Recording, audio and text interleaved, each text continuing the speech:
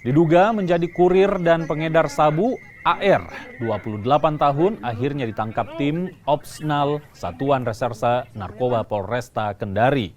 Pelaku tak berkutik saat ditangkap di Jalan Sepakat, Kota Kendari, dan diminta menunjukkan tempat barang bukti sabu disimpan. Dari tangan pelaku, polisi menyita 2 paket diduga berisi sabu dengan berat 20,24 gram. Saat diperiksa, pelaku mengaku nekat menjadi kurir dan pengedar sabu untuk biaya melamar gadis pujaannya.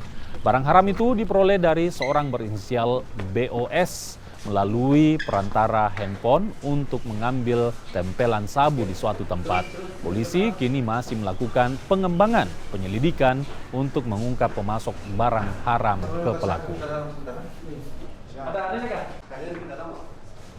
Jadi terhadap saudara AR, kami persangkakan dengan sangkaan pasal 114 ayat 2, subsidiar 112 ayat 2, Undang-Undang Narkotika nomor 35 tahun 2009 dengan ancaman hukuman minimal 6 tahun dan maksimal seumur hidup.